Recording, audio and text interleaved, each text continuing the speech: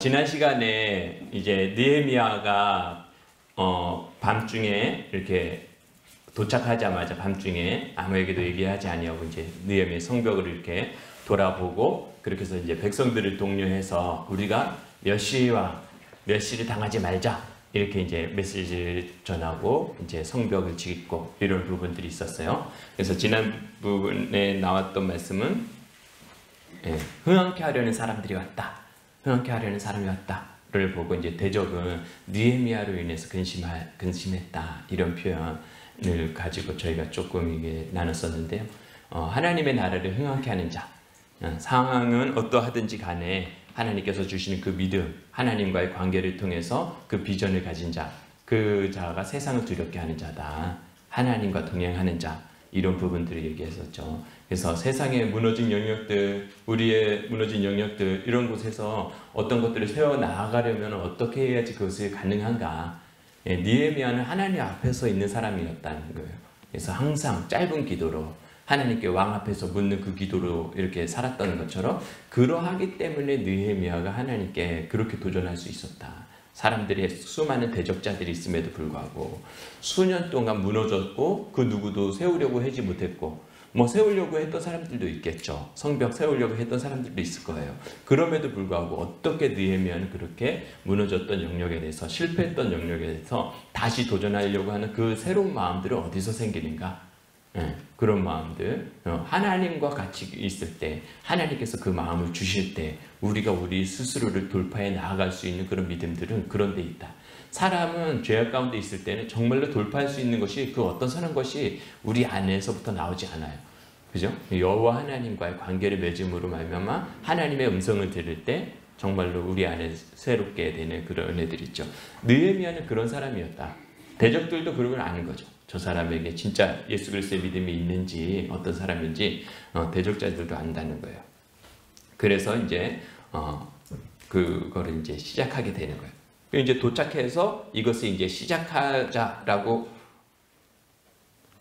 하고 나서 이제 3장에 가면은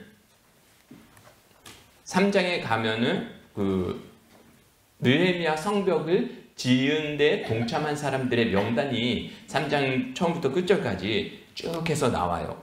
아주 상당히 긴 부분인데요. 지금 공사를 시작하지 않았잖아요. 그죠?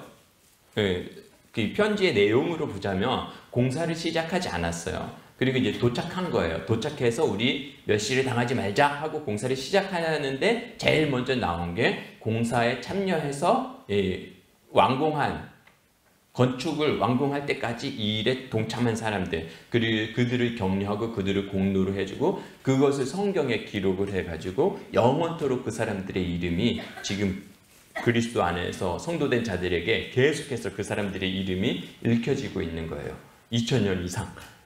벽돌 쌓은 그 일 때문에 그 무너진 성벽을 지은 그것 때문에 이 느헤미야는 그 사람들의 이름 한 사람 이름을 거기다 기록하고 있는 거죠. 이 성벽을 쌓는 걸 보면 지금 초록색 울타리 이렇게 테두리로 마크되어 있는 그 부분이 느헤미야 시대 때의 성곽의 규모예요. 저기서 이제 초록색 울타리에서 왼쪽에 있는 저것은 히스기야 시대의 검은 부분이 거주하던 넓이고요. 그리고 바로 오른쪽에 초록색이 이제 검은색 부분이 느헤미야 시대의 예루살렘에 거주하던 넓이. 그리고 오른쪽에서 밑에가 이제 하스모니아 왕조. 그리고 점점 넓어지죠. 왼쪽에 있는 중간이 헤롯 시대예요. 세 번째 거가. 그 다음에 그 밑에가 예루살렘이 AD 70년에 멸망하잖아요. 그러니까 신약시대, 멸망 직전에 예루살렘의 거주지의 넓이. 이렇게 신약시대고요. 지금 이제 원상은 느헤미야 시대에 있는 초록색 테두리 정도로 규모로 성곽이 있어요. 지금 이제 큰 그림에서 저렇게 이제 시작되는데, 3장에 보면은 공사를 어디서부터 시작했는지는 정확히 알지 못하지만, 공사를 제일 먼저 기록하고 있는 부분은 양문이에요. 양문. 여기 양문에서부터 대제사장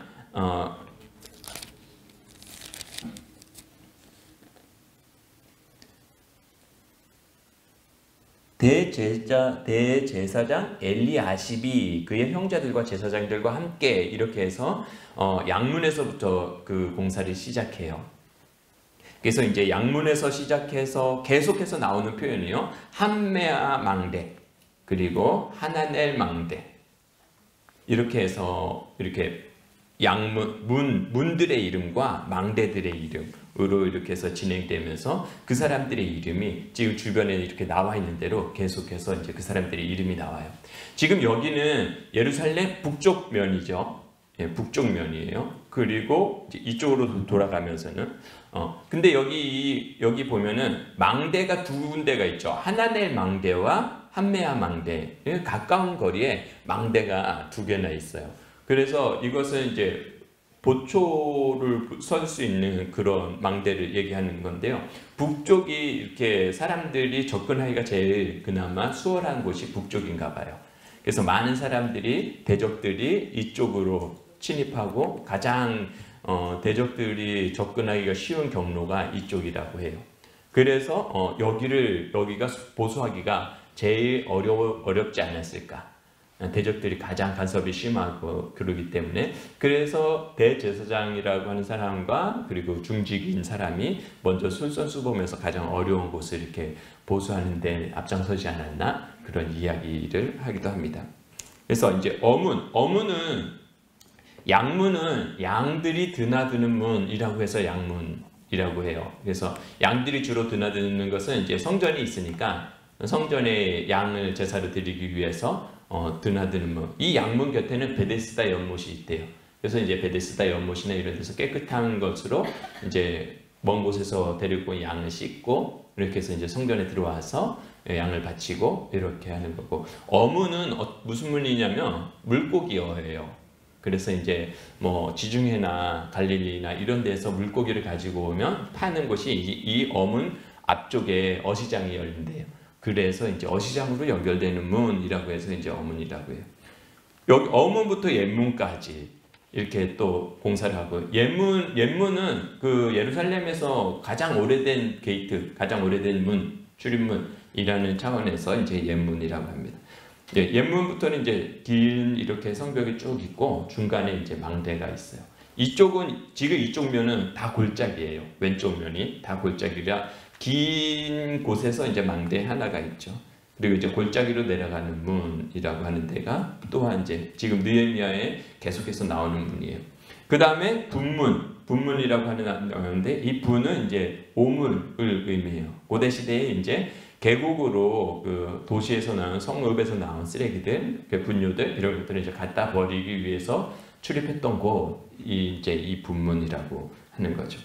그리고 여기는 샘문이라고 하는 것은 샘이 솟아나는 문, 샘이 곁에 있다 해서 이 샘문이에요. 이 샘문 곁에는 다윗의 무덤이 있어요. 그리고 다윗의 무덤이 있고 이제 다윗의 성읍으로 올라가는 여기 아주 지금 동그라미 친 곳에 딱 다윗의 무덤이 있다고 생각하시면 돼요. 또 여기서 다윗의 성에 올라가는 계단 뭐 이런 표현들도 있는데요. 지금 이 샘문 곁에 다 그것이 있어요. 다윗의 정원, 그것도 여기 샘문 곁에 거의 다 있어요. 이 샘문은 실로암, 이제 그 다음에 나오는 게 샘문 다음에 파서 만든 못이라는 표현이 나와요. 연못을 파서 만들 수 있을까요? 연못을 파서 만들어요. 예, 그죠? 연못을 파서 만들 수는 없죠. 솟아 올라와야지 연못이 되잖아요. 근데 여기 파서 만든 못은 실제로 파서 만들었어요. 연못을. 실로암이죠. 실로암. 그래서 실로암은 히스기야가 만든 연못인데요. 실제로 이 파서 만든 연못 실로암의 물이 근원지는 여기가 아니고요. 수문 여기예요. 수문이 이 수문은 물을 뜨러 가기 위해서 있는 문이에요. 그러니까 진짜 문은 이 수문에서 가까운 지역에 있어요. 지금 이게 길쭉하잖아요. 예, 지금 내려왔던 서쪽 편도 계곡이고 이쪽 동쪽 편도 이제 계곡이에요. 근데 이 수문 건너편 언덕에 수문 계곡을 지나서 이렇게 넘어가는 그쯤에 수문 앞에 있는 거기에 그 기온샘이 있어요. 예, 그래서 기온샘이 수문 앞에 있어요. 그렇기 때문에 지금 수문을 보면은 이렇게 문이 좀 독특하게 돼 있죠. 다른 거는 성을 쭉 해서 성을 잘라서 문이 있는 것처럼 돼 있지만 여기 수문은 어떻게 돼 있어요? 이렇게 뭐 좀 특별한 형태를 갖추고 있잖아요. 그래서 여기 지금 수문은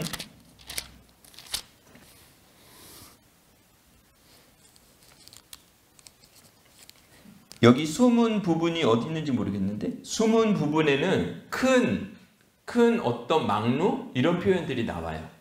네. 그래서 물을 뜨러 가고 그러는 곳이고 물과 아주 직접적으로 관련돼 있기 때문에 거기도 또한 여러 방비들에 대한 도구들이 필요했던 것 같아요. 네.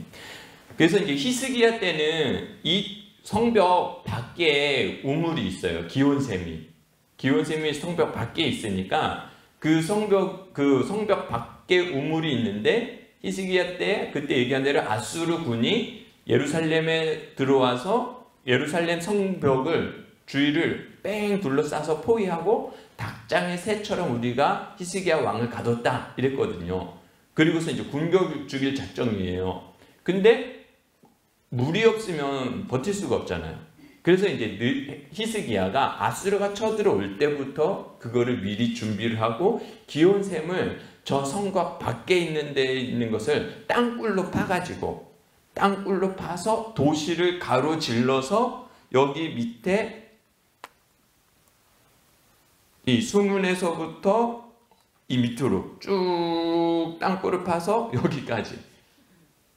그래서 고대 시대에 땅굴을 파가지고 그 밑에 이 실로암 못을 만들고 물이 여기 흘러내려서 성 안에서 물을 떠먹으실 수 있도록 그렇게 이제 히스기야가 그렇게 했죠. 그 못이 파서 만든 못이라는 표현이에요. 뭐 이게 특별히 의미를 주는 것들은 없어요. 그래서 이런 것들이 계속해서 나오니까 한번 들어보시라고. 예. 여기는 이제 마문은 특별한 의미가 없는 것 같아요. 동문은 그 동쪽에서 들어오는 뭐 에스겔서나 성전과 관련해서 뭐 성전 동문 이런 표현들이 많이 나오는데요. 아마 거기를 골든 게이트라고 하지 않나 싶어요. 이렇게 돌아와서 결국 함각관문 뭐 이런 표현 나오고요. 그리고 여기서 양문에서 시작해서 삥 돌아서 양문에서 이제 명단이 그렇게 끝나요. 그래서 공사가 그렇게 되죠. 이렇게 해서 그 사람들이 이제 문과 망대 위주로 해서 쭉 나오는데요. 그 성벽을 준수한 사람들의 명단을 제가 한번 쭉 나름대로 정리를 해봤어요. 그랬더니 이렇게 돼요. 누구누구의 손자, 누구누구의 아들 이런 표현들이 제일 많이 나오는 것 같아요. 그러니까 성벽을 짓는데 누구누구의 아들 혹은 누구누구의 손자가 이것을 지었어 라고 해주는 거죠.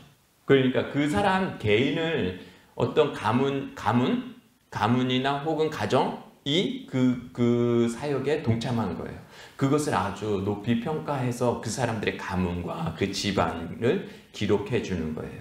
그런 것들이 되게 많이 나와요. 그러니까 아마 이때 가문별로 집안별로 자발적으로 이렇게 참여한 그런 모습들이 있었던 것 같아요. 두 번째는 지역 주민들이 나와요. 여리고 사람들, 드고아 사람들, 기브온 사람들, 미스가 사람들 이렇게 해서 공동체가 전체로 지역 주민들이 예루살렘 이외에 유다에 많은 성읍들이 있잖아요. 지금 나온 이 성읍 그 멀리 있는 성읍에서 몇 킬로로 올라와서 예루살렘 성벽을 쌓는데 우리 성읍이 아님에도 불구하고 유다에서 여러 성읍에서 올라와서 그 성읍을 쌓기로 함께 마음을 모아서 올라온 마을 사람들 그 마을들을 이제 그 마을 사람들이 어디를 기록했는지도 이렇게 해주고 있어요. 그리고 세 번째는 예루살렘 지방 절반을 다스리는 할로헤스의 아들 살룸과 그의 딸들. 그래서 이건 아주 독특한 표현이에요. 딸, 누구의 딸들이 그 성벽을 쌓는데 그걸 했다니. 그 딸들은 어떤 사람들이냐면 예루살렘 지방 절반을 다스리는 자의 딸이에요. 그러니까 지금으로서 치면은 뭐 잘 나가는 회사의 공주님들 같은 사람들이에요. 뭐 시청 시장님 아니면 도지사, 제주도의 절반을 다스리는 제주시 시장의 딸들이 그 육체 노동을 하는데 와가지고 성벽을 쌓는데 그걸 했다는 거죠. 그때 그 상황들을 생각해 보면 이렇게 특별한 사람들을, 그래서 헌신한 사람들에 대해서 되게 구체적으로 기록해 주고 있어요. 그리고 평지에 사는 제사장들, 여러분들 아시죠? 제사장들은 자기 성읍이 없고 각자의 성읍에 흩어져서 그 제사장의 업무를 받잖아요. 레위들이. 그러니까 평지에서 각 그 성읍에 사는 그 제사장들도 올라와서 그 일을 했다는 거예요. 제사장들도 벽돌 나르고 성벽 쌓고 하는 것에 다 동참했다는 거죠. 그리고 살랍의 6번째 아들, 첫 번째, 두 번째, 세 번째, 네 번째, 다섯 번째 아들은 안 나오는 거예요. 6번째 아들, 그 사람이 무엇을 했을까? 살랍의 6번째 아들은 무슨 일을 했는지는 안 나요. 성벽을 쌓았죠. 성벽을 쌓는데 첫 번째부터 다섯 번째 아들들이 성벽을 같이 쌓았는데 이 6번째 아들만 기록되는 건지 잘은 모르겠어요. 모든 사람의 이름이 다 기록됐다고 보이는 것보다 특별하게 더 헌신한 사람들, 더 많이 자기의 대가를 지불한 사람들, 이런 사람들에게 공로를 좀 취하는 그런 표현들이 아닌가 싶긴 한데요. 어쨌든지 6번째 아들, 이렇게 해서 특정한 사람을 딱 지목하고 있잖아요. 그리고 금장색, 그리고 향품 장사, 장사꾼들, 금부지를 팔고 귀고리를 팔고 장식품을 팔고 그리고 향수를 팔고 이러던 사람들이 또한 성벽 쌓는데 장사를 내려놓고 그 일에 동참했다는 거예요. 그리고 또 많이 나오는 표현이 다스리는 자들이 되게 많이 나와요. 예루살렘 지방의 절반을 다스리는 자, 그리고 베탁게란 지방을 다스리는 레갑의 아들 말기야, 미스바 지방을 다스리는 누구의 아들 누구, 벳술 지방의 절반을 다스리는 누구의 아들 누구, 이렇게 해서 절반을 다스리는 자들이 되게 많이 나와요. 그들의 다 아들들이. 그러니까 그 당시로서는 아주 지체 높으신 분들, 그리고 뭐 귀족이라고 할 수 있는 사람들, 굳이 나서서 뭐 하지 않아도 되는 사람들도 많이 그 사역에 동참했다는 것들을 알 수 있어요. 그래서 상인, 그리고 여인, 그리고 지역 주민, 그리고 가문의 어떤 사람들, 이렇게 해서 예루살렘 지방의 절반을 다스리는 자, 이렇게 해서 모든 사람이 이 예루살렘의 성벽을 쌓는데 모든 사람이 그 사역에 동참했다는 것들을 알 수 있어요. 하나님의 공동체는 정말로 제사장들만 세우는 것은 아닌 것 같아요. 제사장만 세우는 게 아니고 모든 사람들이, 포로 귀한 자들이, 모든 사람이 합심해서 한 마음 한 뜻으로 세워져 가야지만 세울 수 있는 것이 공동체인 것 같아요. 그런 의미들이 포함되어 있지 않았어요. 이것을 성벽을 쌓았을 때 지금 원독자들은 이것을 다 아는 사람들이죠. 예전에 이미 성벽은 다 쌓아진 거예요. 그러면서 이제 그때 그 모습들을 헌신한 사람들의 그것을 그때는 모든 사람이 하나도 흩어지지 아니하고 같은 뜻을 가지고 귀족이나 천민이나 어떤 사람이든지 상관없이 동일한 목적을 향해서 같이 힘썼었다라고 하는 메시지가 여기에 담겨 있기도 하죠. 그러니까 공동체가 앞으로 우리가 하나님의 나라를 세워갈 때 있어서 하나 돼야 된다. 지도자를 향해서 모세의 말씀을 통해서, 하나님의 말씀을 통해서 정말로 분열되지 아니하고 하나 될 때 하나님의 공동체가 세워져 간다. 그런 표현이라고 할 수 있죠. 그리고 이제 마지막 부분에 독특한 표현들이 많이 나와요. 마지막에 양문, 마문에서 양문 들어가는 그 지점 쪽에서 많이 나오는 표현이 이거예요. 자기 집과 마주대한 곳을 다야가, 집 맞은편을, 자기 집에서 가까운 부분을, 자기 집과 마주대한 부분을, 자기 집과 마주대한 부분을 해가지고 이 표현이 한 6번 정도에서 나와요. 이런 부분도 저희 눈 많이 내리면 육지에서는 자기 집 앞마당은 자기가 눈 치워야 되는 것이 가장 상식이에요. 그래서 뭐 그거 안 치우면 벌금도 낸다고 하더라고요. 눈이 많이 왔을 때는. 한 구역을 아예 청소를 안 하면 통행이 불편하고 넘어지고 사고가 나면 그쪽에서 이제 해야 되는 그런 부분들도 있다고 해요.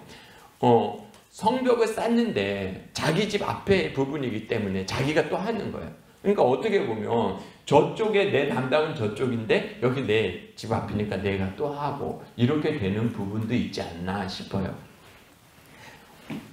자기가 맡은 영역, 내 앞에 내 눈에 보이는 영역, 내가 책임져야 되는 영역, 그런 부분들에 대해서 자기가 솔선수범해서 그 자리에서 누가 시키지 않아도 자원하는 마음으로 그 성벽을 쌓는 일에 그렇게 하나하나 동참했다. 그런 것들을 이제 볼 수 있는 것 같아요. 이 3장에서 가장 많이 나오는 단어는 중수하다예요. 누가 중수하였다. 누가 중수하였다. 중수하다가 36회 나오고 있어요. 그리고 건축하다는 11회 나오고 있어요. 예, 건축하다는 단어는 바나, 이렇게 해서 영어로는 빌드, 세우다, 짓다, 건축하다 라고 하는 뜻이에요. 반면 중수하다는 하자크 해서 강하게 하다, 견고하게 하다, 더 튼튼하게 하다, 이런 표현이 들어가 있어요. 그러니까 좀 더 힘있게, 강하게, 견고하게, 굳세게, 이런 표현이 중수하다고, 건축하다는 그냥 단순히 있는 것을 세우는 것, 집을 짓는 것, 이런 표현이에요. 뒤에 나오는 곧 이어서 나오는 표현들을 보면 알겠지만 왜 중수하다를 썼는지를 알 수가 있어요. 저희가 지난번에도 알겠지만 느헤미야가 이 성벽을 쌓는다고 할 때 뭐라고 해요? 우리가 멸시와 천대를 받지 말자라고 하죠. 이방 민족이 계속해서 성벽이 없으니까 침입해서 약탈하고 이렇게 하니까 예루살렘이 사람이 살 수 있는 동네가 아닌 거죠. 그러니까 대적들이 있음을 의미하는 거예요.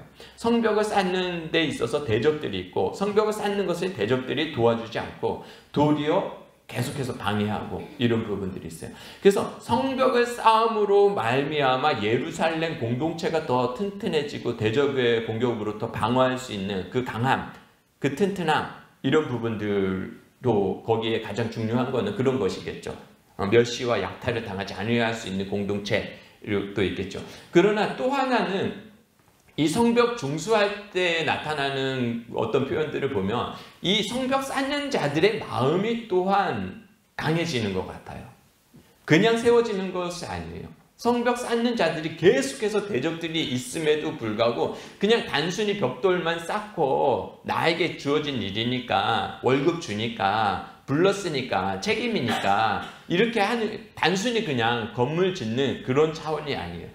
그 건물도 강하게 되고 우리가, 이 공동체가 정말로 이제는 이방 민족들에게 멸시를 받을 수 없어. 우리가 어떤 민족인데 하나님께 마지막으로 남은 언약 백성으로서 12지파가 다 없어지고, 12지파에서 10지파가 없어지고 2지파 중에서 포로로 끌려갔다가 소수만 살아남아서 소수만 돌아온 우리가 마지막 사로잡힘을 면하고 남은 언약 백성이라고 지난주에 이 부분 얘기했죠. 그런데 우리가 여기서 이제 멸시를 당할 수는 없지. 우리 강하게 하자. 우리 공동체를 튼튼하게 세우자. 이런 거죠.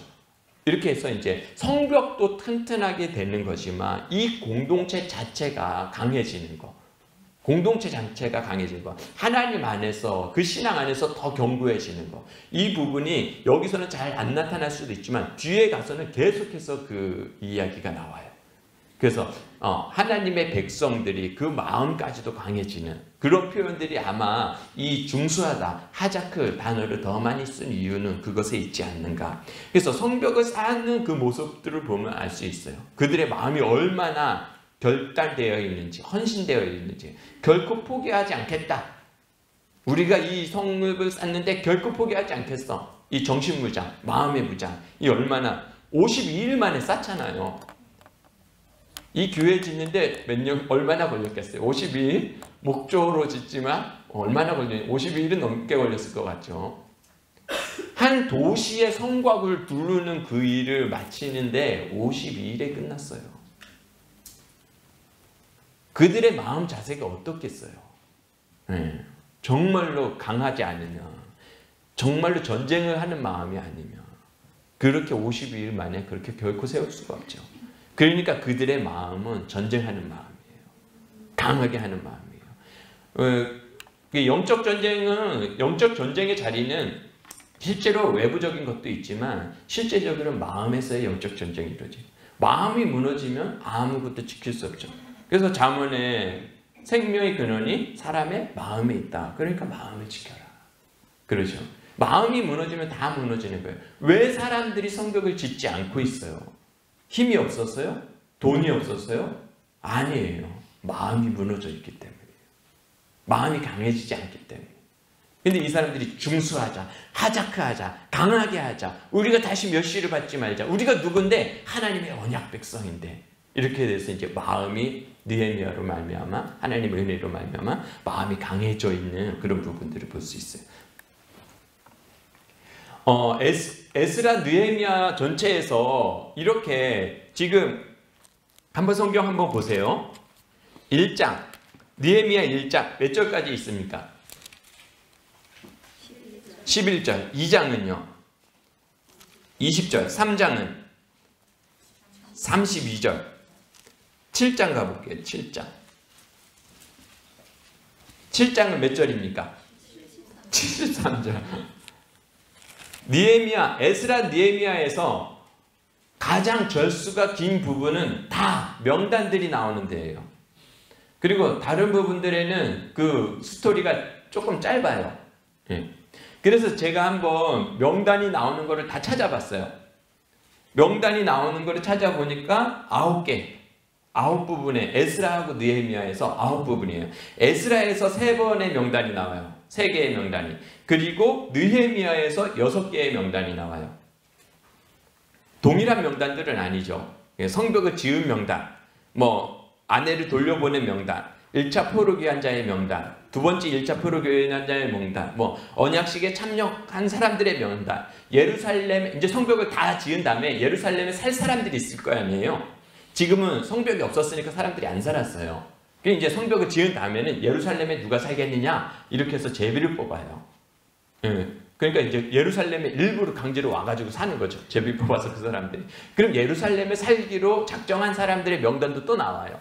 이렇게 해서 계속해서 명단이 나와요. 에스라 느헤미야에서의 절수는 에스라 느헤미야는 686절이에요. 제가 어제 저녁에 세봤어요. 계산기 다 두들려 봤어요. 686절이에요. 그런데 에스라 느헤미야에서 686절인데 명단의 절수는요 302절이에요. 그러니까 44.01% 44%예요. 44%. 명단이 에스라 느헤미야에서 명단이 차지하고 있는 분량이 44%예요. 그런데 이게 느헤미야서 단독으로만 보면요. 느헤미야는 406절이거든요. 근데 406절 중에서 명단이 201절이에요. 그러니까 49%예요. 그러니까 느헤미야서는 절반은 명단이에요. 느헤미야는 절반이 명단이에요. 그러니까 느헤미야 이 글을 쓰고 있는 사람들을 생각해 보세요. 이 성전을 지은다고 할 때, 이 성곽을 지은다고 할 때 그 한 사람 한 사람, 돌 나른 사람 한 사람 한 사람, 삽질하는 한 사람, 곡괭이했던 그 한 사람, 언약식에 참석했던 한 사람, 여인을 돌려보내기로 결심했던 그 제사장 한 사람, 어떠한 사람 한 사람, 누구의 딸 한 명, 향품 장사 한 명, 이 모든 사람들이 성벽 짓는데 어떤 모양이라든지 동참하면은 그 사람들이 다 기록해 주고 싶은 거예요. 49%, 50%는 너무 심하지 않나요? 그죠? 그러니까 이것이 이 느헤미야의 마음이고 아버지의 마음이에요. 하나님 나라를 세우겠다고 작정한 그 사람들을 하나님은 그 사람들이 내 마음에 있다. 바울은 빌립보 성도들을 향해서 그래요. 바울이 빌립보 성도들을 향해서 너희가 내 마음 안에 있어. 너희가 나의 선교 사역에 동참했지? 하나님의 말씀을 전파하는데 너희가 동참했지? 그러니까 너희가 내 마음 안에 있어. 근데 그것 때문에 빌립보 교회가 좀 어려움을 당하거든요. 바울을 후원하고 바울의 선교 사역에 동참한 그것 때문에 빌립보 교회가 좀 어려움을 당해요. 그때 바울이 걱정하지 마. 하나님께서 기뻐하시는 일을 너희가 하고 있는 거야. 내가 너희를 생각할 때마다 얼마나 기분이 좋고 감사한 줄 알아? 내가 예수 그리스도의 심장으로 너희를 생각하고 있어. 너희는 내 마음 안에 있어. 이게 느헤미야도 그럴 거예요. 그 사역에 동참하고 있는 사람. 느헤미야 혼자서 벽돌을 나르면 얼마나 나르겠어요. 근데 그 성벽을 짓겠다, 이 백성들을 거룩하게 하겠다 하고 뭐 할 때마다 백성들이 동참하고 자발적으로 나서서 신분에 상관없이 지역민에 상관없이 누구든지 와서 동참하려고 했을 때 느헤미야 그 사람들을 하나씩 그 이름들을 성경 읽을 때 제일 진도 안 나가는 거 사람 이름이에요. 뭐 베타게렘의 아들의 야수베 딸 뭐 이런 저희는 많이 읽으니까 이거 이제 술술 나와요. 근데 성경 처음 읽으면 막 혀가 꼬여가지고 이름 읽는 게 제일 어렵죠. 근데 느헤미야는 절반 이상을 이 책의 절반 이상을 그 사람들의 명단을 다 기록해 줘. 그러니까 사로잡힘을 면하고 남아있는 너희들 얼마나 소중한 존재인 줄 알아. 성경이 기록해 주고 싶은 거야. 하나님 나라 공동체를 세워가는 데 있어서. 우리 이 땅을 살아가면서 뭐 우리 주변에서는 그렇게 인정하지 않을 수도 있어요. 우리의 삶에 대해서. 그러나 하나님은 그렇게 인정하실 거예요. 여러분이 교회에서 어떻게 섬기셨는지, 지금 내 가정에서 어떻게 섬기셨는지, 교회와 선교지에서 여러분들이 어떻게 섬겼는지. 사람들은 이해하지 못할 수도 있어요. 평가해주지 않을 수도 있어요. 격려해주시고 칭찬해주지 않을 수도 있어요. 그런데 주님은요, 여러분의 이름을, 헌신한 자들의 이름을 생명책에 기록하고 싶겠죠. 느헤미야가 이 사람들을 이렇게 기록하는 것은 모든 성경은 하나님의 감동으로 됐다. 하나님의 영감이다. 하나님의 마음이 담긴 거거든요. 이거는. 그러니까 하나님은 모든 복음을 위해서 하나님의 나라를 세워가려고 헌신한 자들, 그것이 어떠하든지 그 사람의 신분이 무엇이든지 그가 하는 일이 얼마나 크든지 작든지 상관없이 하나님은 그 한 사람 한 사람을 기억하고 계신다고 확신해요. 뒤에 가면 느헤미야에서 맨 뒤에 가면은 느헤미야가 그래요. 주님 나 아시죠? 네. 내가 고생한 거 주님 아시죠? 이런 표현들이 반복해서 나와요. 나 좀 기억해 주세요. 나 잘했지요? 혼자 하나님께 기도하는 내용이 나 잘했지요? 내가 한 거 기억하시죠? 계속해서 그걸 이제 반복해서 나오는 부분이 있어요. 하나님 한 사람 한 사람이 크거나 작거나 어떤 수고로 하나님의 공동체를 세우기 위해서 희생하고 대가 지불을 하고 헌신한 것들에 대해서 이 세상에서는 알아주지 않지만, 그래서 우리가 넘어질 때 있지만 하나님은 그걸 기억하시고 가장 존귀하게 그거를 기록하고 있다는 거죠. 이 몇 시에 쉬면 되나요? 권사님? 40분. 그 다음에 나오는 부분이 이제 대적자들이 나와요. 이제 명단이 나오고 이제는 이제 공사를 실제로 시작할 거예요. 공사를 실제로 시작할 때 나오는 것이 대적자들의 이야기예요. 공사를 어떻게 했는지 보다는 대적자들이 어떻게 대적을 했는지가 많이 나오고 있어요. 검은색 부분은 대적자들이에요. 그래서 여기 목록에 제가 글 쓴 거에 타이틀에 대적자들의 방해, 그 다음에 가로놓고 말로, 이렇게 해서 첫 번째는 말로 대적하는 거예요. 그거에 대해서 느헤미야는 어떻게 반응하는가요? 느헤미야는 기도하는 것으로 반응해요. 여러분이 이 부분의 성경을 읽어보면은 구절이 지금 산발랏은 1절, 2절이죠. 그죠? 그리고 도비아는요 3절이에요. 그리고 느헤미야는요 4절, 5절이에요. 그러니까 성경 읽어보면 다른 얘기가 하나도 없어요. 여기 있는 그대로예요. 산발랏이 이렇게 미약한 유다 사람들이 무슨 일을 하려고 하느냐, 스스로 견고하게 하려고 하루 만에 그것을 다 마치겠느냐, 불탄 돌들을 흙무더기에서 다시 일으킬 수 있다고 생각하느냐, 도비아는 돌 성벽의 여우가 올라가도 무너지겠다, 비아냥거리는 거예요. 그거 하루 만에 되냐? 야 그게 될 것 같아? 아이고야 웃기고 있네. 이렇게 말로 조롱하는 거예요. 사람은 정말로 듣는 것에 약해요. 주변에서 너무 잘했어요. 너무 잘하신다. 잘하셨어요. 힘내세요. 와, 그러니까 힘이 돼요. 그럼 막 정말로 마음에 막 불타올라요. 뭐든지 그냥 다 할 수 있을 것 같아요. 그런데 주변에서 아이고 웃기고 있네. 그렇게 한다고 될 것 같아? 막 이러면 와 완전 막 이렇게 난 안 되나 보다. 한두 번도 아니고 이 사람이 저 사람이 오는 사람이 가는 사람이 막 해서 야 그거 지금 수십 년 동안 그러고 있었거든. 야 불탄 돌로 쌓으면 다 무너져. 그거 세우나 마나야 그거. 야 그거 뭐 며칠 만에 야 느헤미야가 며칠 만에 세운다며? 그게 될 것 같니? 참 웃겨. 해봐. 말로 조롱하는 거예요. 그러면 사람은 마음이 무너져요. 그건 다 실패하는 거예요. 사단이 하는 일이에요. 대적들이 하는 일이에요. 뭘로? 말로 우리의 귀에 들어오게 해서 우리의 마음을 무너뜨리려고 하는 거예요. 대적이에요. 그러니까 느헤미야는 그것에 대해서 어떻게 얘기하나요? 하나님이여 들으시옵소서. 바로 그것 한번 읽어볼까요? 4장 5절.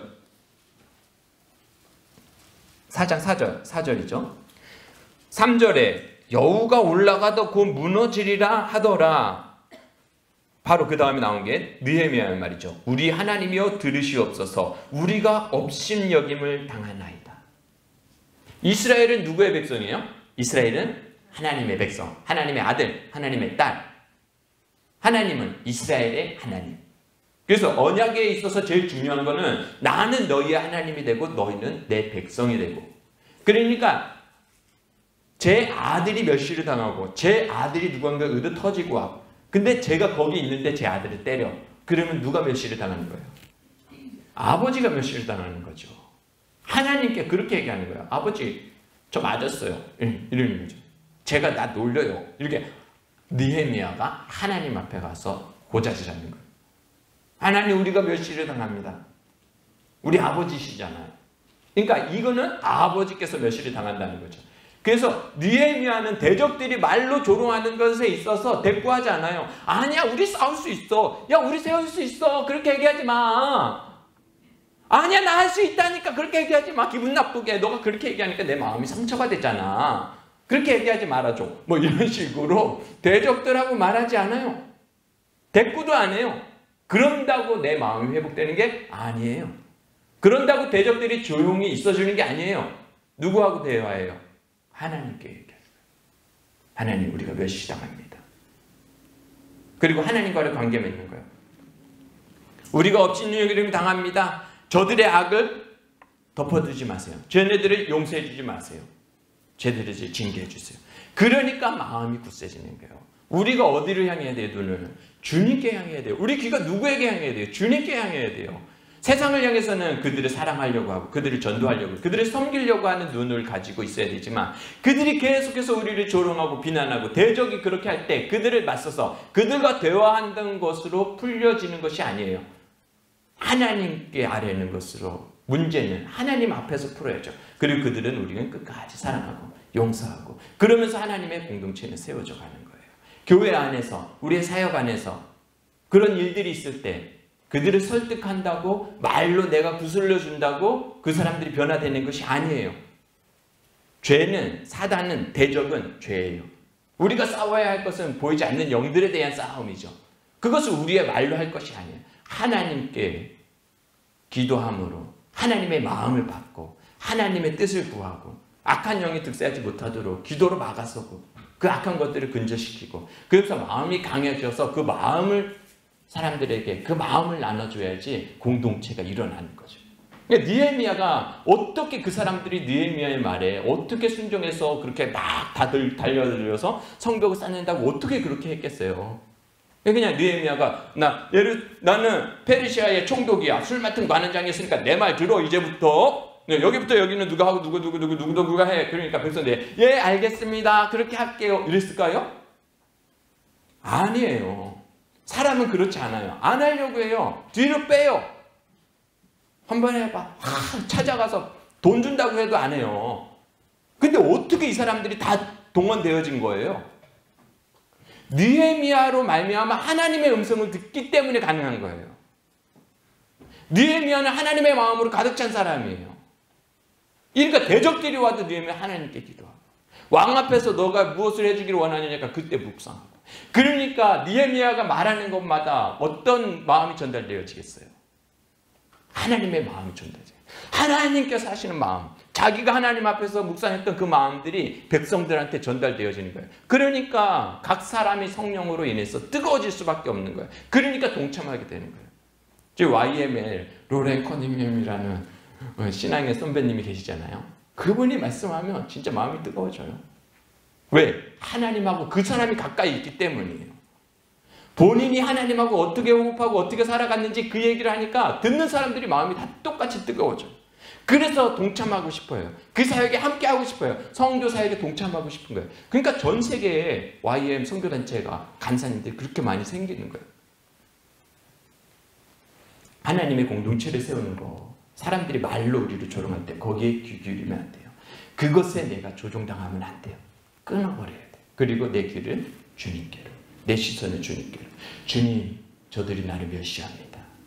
주님, 저들이 나를 꺾으려고 합니다.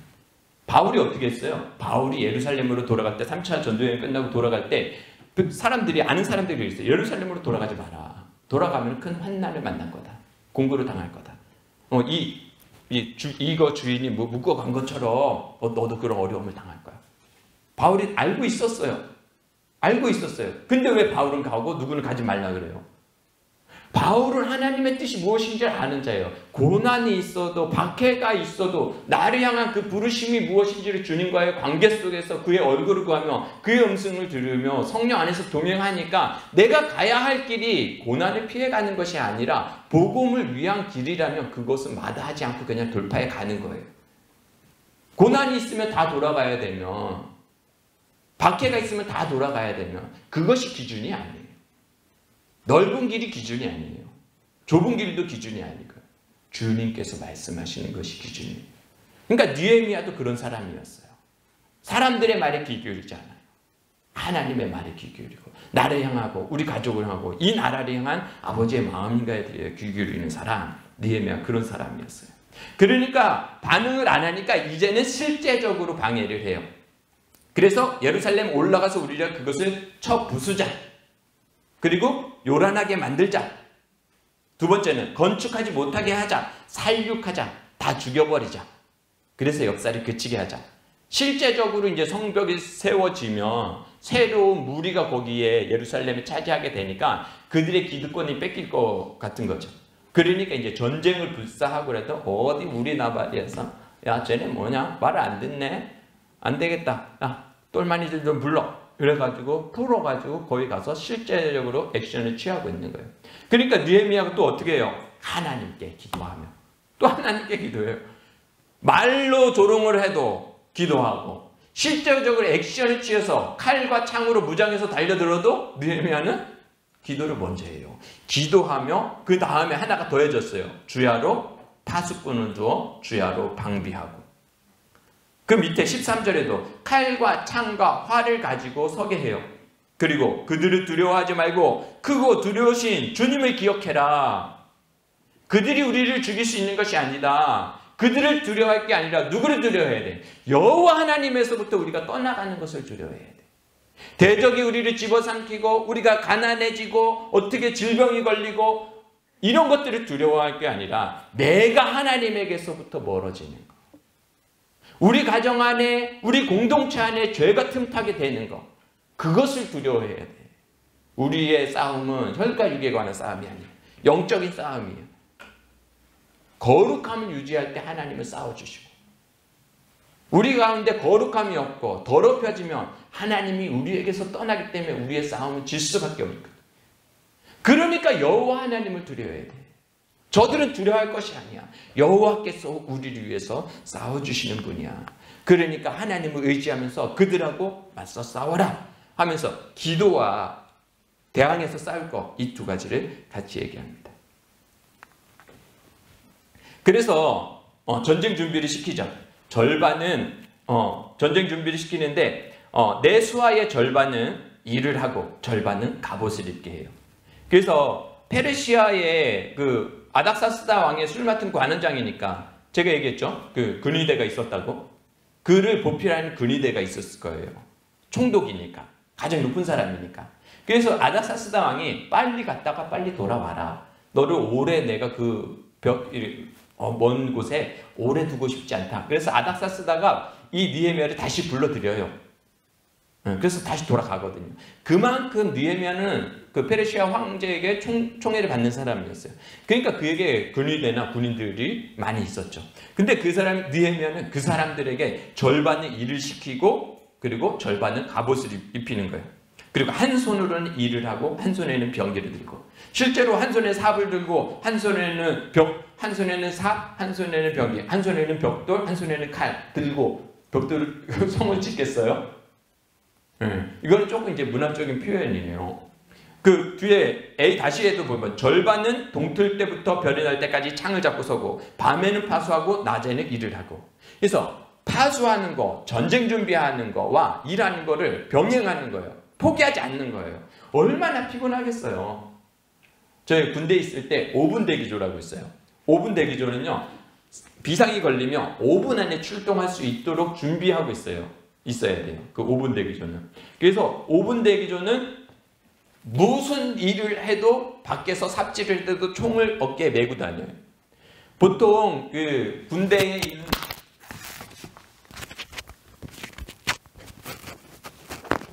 보통 군인들이 총을 안 가지고 다녀요. 근무할 때, 보초 쓰러 갈 때, 그때만 총을 가지고, 훈련하러 갈 때는 총을 가지고 다니지만 일상 업무를 할 때는 총은 이렇게 열쇠로 묶여가지고 절대 꺼내지 못하게 돼 있어요. 평상시에는. 근데 5분 대기조는 항상 총을 메고 다녀요. 영내에서도. 뭐를 해도 총을 메고 다니고, 방독면도 차고 다니고, 하이바, 전투모, 방독면, 뭐 술통, 탄창 이거를 다 하고 다녀요. 그냥 평상시에. 잠잘 때도요, 전투화를 못 벗고 자요. 5분 만에 출동해야 되니까. 잠잘 때는 군인들이 이제 뭐 잠옷은 없으니까 추리닝 이거를 입고 자거든요. 근데 5분 대기조는 그렇게 못해요. 전투복을 입고 자야 돼요. 비상나면 바로 일어나서 신발 신고 가면 될 수 있는, 이게. 여기에 그런 느낌이 있는 거예요. 이 사람들이. 돌 한 손에는 벽돌, 한 손에는 창. 밤에는 동틀 때까지는 근무 쓰고 동튼 다음에 가서는 일을 하고. 이래서 이 성벽 쌓는 육체 노동하는 것과 그리고 대적들이 쳐들어오는 이 두 개를, 대적들이 쳐들어왔으니까 잠깐만 이거 하지 말고 전쟁에서 이긴 다음에 이거 하면 되잖아, 이렇게 한 게 아니라는 거예요. 들어올 때까지, 뒷공무니까지 들어올 때까지 벽돌을 계속 쌓는 거예요. 이제 왔어? 그럼 이제 돌아서서 싸우는 그런 느낌인 거예요. 결코 우리는 이 성벽 쌓는 일에 대해서 포기하지 않을 거야. 어떤 일이 있어도. 이것을 표현해내는 방식이 한 손은 절반은 일을 하고 절반은 이렇게 하고, 두 가지 다 포기하지 말아야 될 일들이죠. 그러면서 가운데 있는 부분이 뭐냐면 우리를 위해서 하나님이 쌓아주실 것이다. 내가 나팔을 불면 이쪽으로 다 모여라. 어디서 나팔 불면 그쪽으로 다 모여. 성벽을 쌓다가 나팔 불기 전까지는 그냥 쌓. 누가 옆에서 쳐들어왔다고 아무리 그래도 그냥 쌓. 그러다가 나팔 불면 그때 딱 와. 그때 싸우면 되잖아. 그래서 나팔 불면 그쪽으로 모여라. 하나님께서 우리를 위하여 싸워주시리라. 이런 믿음이 있으니까, 하나님의 이런 마음이 사로잡혀 있으니까 포기하지 아니하고 그렇게 할 수 있는 거죠. 얼마나 힘들겠어요. 제가 군대 생활하면서 제일 기억에 많이 남고 제일 힘들었던 기억이 있는데, 그것은 뭐냐면 곡괭이질하는 거예요. 저는 가설병이었어요. 통신병이었는데 훈련을 할 때마다 하는 일이 케이블, 전화선을 까는 일이 제 업무예요. 그럼 여기서부터 저쪽 부대까지 이제 이렇게 전선이 되게 무거워요. 이게 탱크가 밟아도 끊어지지 않는 전선이에요. 전화선이. 그러니까 강철로 되어 있는 철선이에요. 그게 한 40km, 45km 이 정도 돼요. 38km인가? 하여튼 그걸 메고 뛰는 거예요. 이렇게. 뛰면 뒤에서 따라오면서 이렇게 풀어요. 그거 해가지고 이제 각 차량마다 막 설치하고 부대마다 다 설치해요. 이제 그러면 저희는 그걸 전제 개시하면, 이제 작전 개시하면 그거를 쫙 해요. 그러면 한 10분 안에, 10분, 15분 안에 그거를 다 해야 돼요. 되게 쉽겠죠. 10분, 15분 안에 하면 끝나잖아요. 그럼 다 통신되면 이제 전화기가 딱 연결이 다 돼요. 부대마다 연결이 다 되면 저희는 끝난 거예요. 그러면 15분 만에 끝나고 이제 하루 종일 훈련을 하거든요. 그러면 저희는 이제 그늘에 가서 앉아서 이제 언제 끝나나 이러고 있으면 되는데, 그쯤 되면 이제 간부들이 와요. 야, 여기 폭탄 떨어지면은 전선 끊어지면 어떡할래? 빨리 파. 땅 파서 묻어. 이래요. 저희는 연병장, 운동장에서 훈련하거든요. 그럼 연병장은 이 얼마나 딱딱한지 몰라요. 그러면 이제 연병장에서 이 케이블을 깔아놨으니까 이 연병장에 있는 이 케이블을 땅바닥으로 다 묻으려면 곡괭이질을 해야 돼요. 그러면 전 곡괭이질 진짜 잘해요. 2년 동안 했기 때문에 진짜 곡괭이질 잘해요. 근데 하이바를 쓰고 해야 돼요. 철모. 철모가 이렇게 있고 턱끈을 딱 하고 그리고 방독면 차고 그리고 이 뒤에는 총을 메고 방독면 차고 탄창 긴 거. 저희 탄창은 이렇게 길어요. 그래서 탄창이 여기부터 이렇게 돼요. 탄창이 앞에 이렇게 두 개가 이렇게 들어가 있죠. 방독면 차고 있죠. 뒤에는 긴 총 있죠. 여기는 방독면 철로 된 하이바 철모가 있어요. 그러면요 곡괭이로 다 있어요. 다다다다다. 뭔 소리인지 아세요? 곡괭이질 한 번 할 때마다 총이 와서 요 뒤통수 치는 거예요. 다다다다. 근데 있는 힘껏 치면은 요만큼 파여요. 연병이 얼마나 딱딱하면. 제가 일반 땅 파면요 한 30cm 들어가요. 그게 이렇게 찍으면 한 30, 한 몇 번만 하면. 근데 거기는 진짜 군인들이 얼마나 밟고 훈련을 했는지 진짜 말도 못해요. 한번 팍 하면 돌멩이 찍는 것 같아요. 막 탕! 톡 하면은 이렇게 돌멩이 깨지듯이 이렇게 톡! 요만큼만, 주먹도 아니고 요만큼만 톡 떨어져요.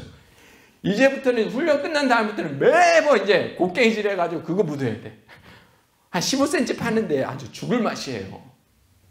그러니까 곡괭이질 하는 거예요. 나 진짜 총만 벗어놓고 했으면 좋겠어. 이 하이바만 벗어놓고 철모하고 총만 벗어놓고 탄띠 뿌르고 하면은 아무것도 아닐 것 같아. 근데 전쟁을 가상하고 하는 거니까 한 손에는 칼과 활과 횃불을, 한 손에는 벽돌을. 이것이 얼마나 힘들겠어요. 정말로 힘듦에도 불구하고 성벽 쌓는 것을 포기하지 않겠다라고 하는 이 마음들이 이제 여기에 담겨 있는 거죠.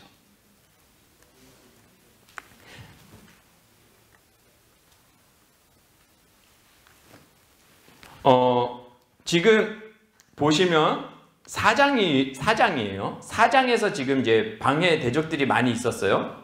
그리고 5장에 가면은 밭과 포도원과 집을 저당 잡히고 이자 낼 돈이 없어서 곡식을 살 게 없어서 자기의 자녀들을 노예로 팔고 밭과 포도원을 저당 잡혀서 남에게 다 빼앗기고 이런 일들이 일어나요.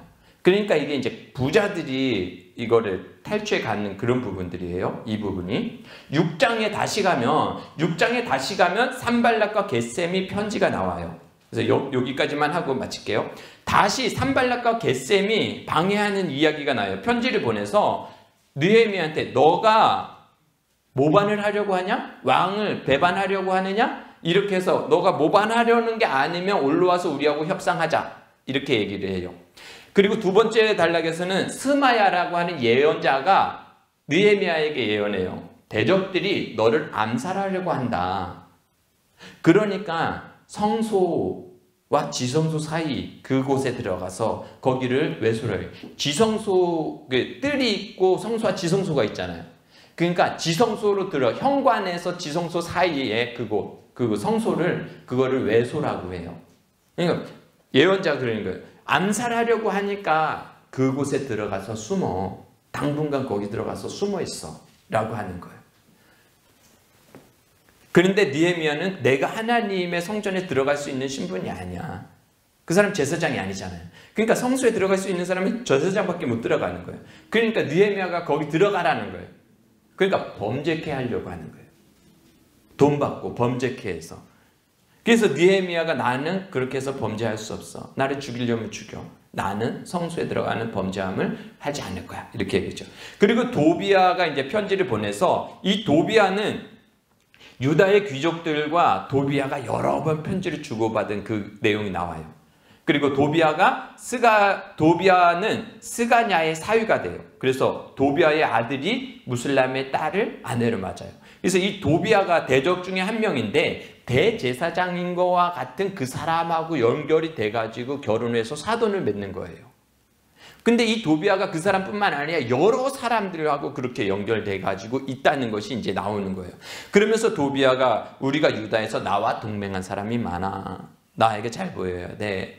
내 말 잘 들어 느헤미야. 그렇지 않으면 여기서 일하기 힘들걸. 뭐 이러면서 자기의 연주를 자랑하는 거예요. 이것에 대해서 느헤미야가 말하는 것은 이 이야기를 듣고 반복적으로 말하는 거예요. 그들이 나를 두렵게 하려고 하는구나. 그래서 하나님의 역사를 중지시키려고. 두 번째, 나를 암살하려고 할 때 그들이 나를 두렵게 해서 범죄하게 하려고 하는구나. 세 번째에도 두렵게 하고자 하는구나. 사단의 전략은요, 실상이 아니에요. 허상을 가지고 두려움을 주는 게 사단의 전략이에요. 방해할 때 있어서 우리의 마음에 있어서 두려움을 주는 거. 야, 우리가 이렇게 돈이 없어서 애들 대학은 어떻게 보내? 대학은 갔다고 쳐. 그럼 결혼할 때 애들한테는 뭐 해줘? 이런 두려움. 실상이 아니에요. 그럼 뭐 어떻게 되겠죠? 그때 어떻게 되겠죠? 하나님께서 채워주시겠죠? 이것이 우리의 믿음이에요. 그러나 사단은요, 두렵게 하는 마음을 줘요. 정말 팩트인 것 같아요. 그 얘기를 들으면요, 정말 팩트인 것 같아요. 그러나 하나님이 주시는 마음은 두렵게 하는 마음이 아니에요. 그것은 하나님께로부터 온 것이 아니에요. 그러니까 우리가 목회자나 누구나 동역자들한테 이야기하는 것도 두려움을 주는 메시지라면 우리는 그것은 하나님께로부터 온 것이 아니에요. 하나님께로부터 오는 것은 소망을 주는 거예요. 희망을 주는 거예요. 생명을 주는 거죠. 그러니까 느헤미야가 저 두렵게 하는 것, 두렵게 하는 것들, 두렵게 하는 것들에 대해서 우리가 그 두렵게 하는 것들에 대해서 대항해서 싸워야 돼요. 두렵게 하는 사단의 전략이라는 걸 알았어요. 느헤미야는 어떻게 반응할까요? 볼 것도 없어요. 하나님이요, 나에게 힘을 주시옵소서. 기도 문구 짧죠? 느헤미야는 기도 길게 안 해요. 아니에요. 기도 길게 했을 거예요. 항상 기도하는 자였을 거예요. 하나님하고 항상 동행하는 자였을 거예요. 그러니까 짧게 기도할 수 있죠. 주님, 나 도와주세요. 하나님, 나를 두렵게 하는 자들의 소행을 기억하옵소서. 이걸로 끝나요? 스마야의 그 나를 암살하고자 하는 당신이 성소에 들어가서 숨으세요. 이렇게 할 때 하나님에게 고발하고 끝내요. 흔들리지 않아요. 그렇게 될 때 맨 마지막에는 성벽의 역사가 52일 만에 그쳐졌다라고 하는 거예요. 하나님께서 이 역사를 이루셨다. 이 역사가 다 이루어졌을 때는 누가 두려워합니까? 네, 이 이방 족속들이 듣고 두려워하여서 크게 낙심합니다. 하나님의 역사가 성취되어질 때 어둠의 역사들을 두려워하고 떨어요. 우리가 사단에게 두려움을 느낌을 있을 때, 불안해지고 두려워지고 마음이 흔들리고 이럴 때 옆 사람에게 그걸 얘기하면 안 돼요. 그거는 사단의 속임이죠. 같이 공동체가 그 두려움에 사로잡히게 만드는 채널이 되고 통로가 될 뿐이에요. 우리가 두려움이 사로잡히면 그걸 가지고 두렵게 하려고 해서 하나님의 나라의 일을 제대로 온전히 하지 못하게 하려고 하는 전략이구나, 방해구나, 그것을 깨달으면 하나님께 나아가서 내 마음의 두려움을 내어줬고 하나님의 마음을 사서 그걸 가지고 나눠야죠. 그렇게 계속해서 사역이 이루어질 때 하나님의 나라는 세워지는 거예요. 그러니까 52일 만에 정말로 주저하지 아니하고 멈추지 아니하고 52일 만에 완공될 수 있었죠. 이 부분이 파란 부분이에요. 대적들이 나온 부분이 파란색으로 대적의 방해가 4장과 6장에 나와요. 그런데 가운데 부분이 5장의 부분이 내적 문제예요. 형제들에게 이자를 받고 고리를 받고 밭을 전당 잡히고 형제의 자녀를 노예로 사고 이런 일들이 공동체 안에서 문제가 있었다는 거예요.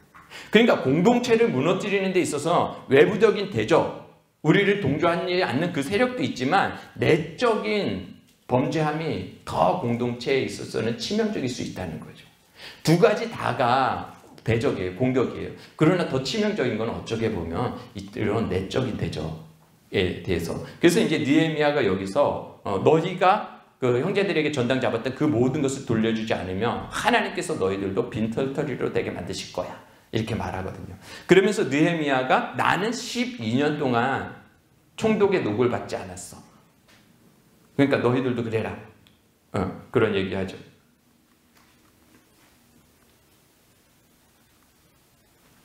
느헤미야가 12년 동안 총독의 녹을 받지 않았대요. 지금 성벽이 지금 완공됐죠. 며칠 만에. 52일 만에 완공됐어요. 느헤미야가 도착해서 며칠 안 돼서 사업을 시작했을 거고 52일 만에 완공이 됐어요. 근데 12년 동안 녹을 받지 않았다라고 하는 것은 페르시아에서 12년 동안 술 맡은 관원장으로서 월급 안 받고 일했다는 얘기일까요? 아니죠. 이거는 12년이 지난 후의 기록이에요.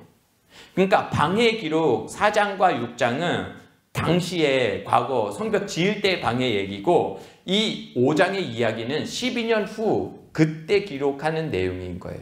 그런데 느헤미야가 의도적으로 4장과 6장을 갈라놓고 그 사이에 12년 후에 발생한, 생각해보세요. 성벽을 쌓는데 52일 만에 똘똘 뭉쳐서 다 그렇게 했는데, 그러면서 어떤 무리는 형제에게 고의리를 받고 이렇게 할 수 있냐는 거예요. 그렇지 않았어요. 그 당시에는. 시간이 지나니까, 성벽이 쌓아지고 어느 정도 시간이 지나니까 그런 안 좋은 일들이 공동체 안에서 발생한 거죠. 근데 그거를 느헤미야가 이걸 기록하면서는 의도적으로 방해와 방해 사이에 이 내적 문제를 집어넣는 거예요.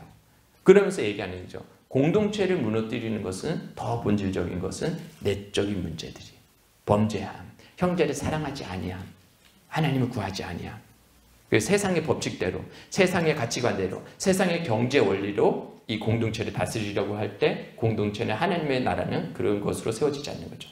예루살렘 성전이 없어서 하나님의 이스라엘 공동체가 무너진 것이 아니라, 예루살렘이 있고 제사를 드리지만 그들이 하나님의 뜻대로 형제를 사랑하지 아니하고 자기를 희생하지 아니하고 돌보지 아니하고 하나님의 말씀대로 살아가지 않는 공동체가 될 때 그 공동체는 무너진다는 거죠. 그 얘기를 하는 거죠.